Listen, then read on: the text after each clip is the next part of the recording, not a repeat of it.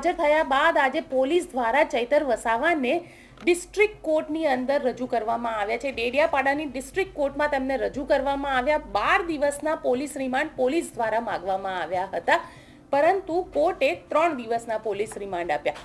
કયા કયા મુદ્દે કોર્ટની અંદર આર્ગ્યુમેન્ટ્સ થઈ, શું આર્ગ્યુમેન્ટ્સ થઈ, જાણીશું આ રિપોર્ટમાં। નમસ્કાર, હું છું ગોપી ઘાંગર અને આપ જોઈ રહ્યા છો નિર્ભય ન્યૂઝ।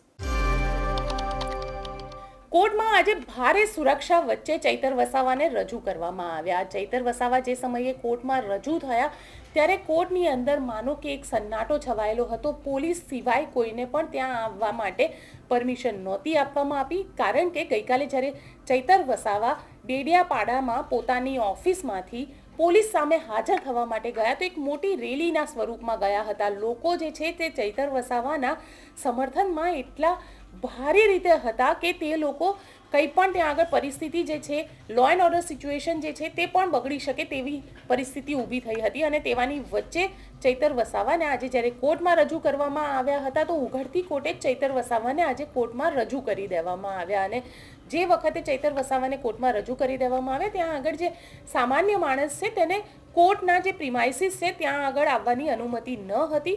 પોલીસ જે છે એ સુરક્ષા કરેલી હતી, આખી ભારે સુરક્ષા વ્યવસ્થા ત્યાં આગળ હતી। અને કોર્ટની અંદર જ્યારે ચૈતર વસાવાને રજૂ કરવામાં આવ્યા તો પોલીસ દ્વારા પ્રમુખ આર્ગ્યુમેન્ટ કરવામાં આવી હતી કે જે બંદૂક દ્વારા ફાયરિંગ કરવામાં આવ્યું છે, વનકર્મીઓ ઉપર ફાયરિંગ કરવાનો આરોપ ચૈતર વસાવા ઉપર લાગેલો છે, તો આ બંદૂક ક્યાં છે અને કઈ જગ્યાએ સંતાડવામાં આવી છે? જો બંદૂકનું લાયસન્સ છે તો એ લાયસન્સ ક્યાં છે? અને જો ચૈતર વસાવા પાસે આ બંદૂક નથી તો એ બંદૂક આવી ક્યાંથી? અને બંદૂકને લઈને જે સવાલ જવાબ હતા તે પૂછવાના પોલીસ માટે થાય છે। અને સાથે સાથે ચૈતર વસાવાના આખા જ મામલાની અંદર હવે ટોટલ 7 લોકોની અરેસ્ટ થઈ ચૂકી છે। આ પહેલાં 3 લોકોની અરેસ્ટ થઈ હતી, જેમાં શકુંતલાબેન જે ચૈતર વસાવાના પત્ની છે તે અત્યારે રાજપીપળાની જેલની અંદર બંધ છે, પરંતુ ચૈતર વસાવા જેમને ગઈકાલે પોલીસ સામે હાજર થયા અને હવે તેમને 3 દિવસના પોલીસ રિમાન્ડ કોર્ટ દ્વારા આપવામાં આવ્યા છે। તો અલગ અલગ મુદ્દાઓ ઉપર ઇન્વેસ્ટિગેશન પોલીસે કરવાનું છે કે વન કર્મચારીઓને બોલાવ્યા, તેમની સાથે શું વાતચીત થઈ,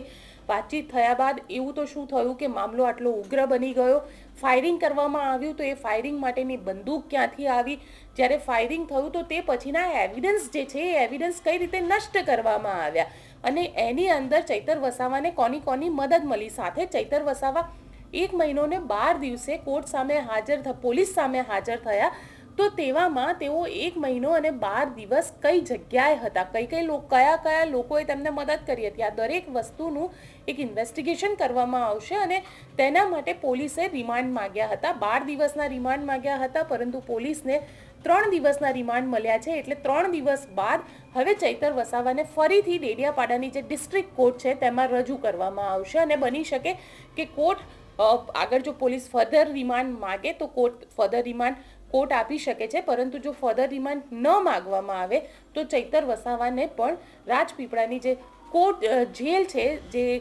તે જેલની અંદર મોકલી દેવામાં આવે। આપને અમારો આ રિપોર્ટ કેવો લાગ્યો કોમેન્ટ બોક્સમાં ચોક્કસથી જણાવજો અને અમારી ચેનલ નિર્ભય ન્યૂઝને લાઇક, શેર અને સબસ્ક્રાઇબ કરવાનું ભૂલશો નહીં। આભાર।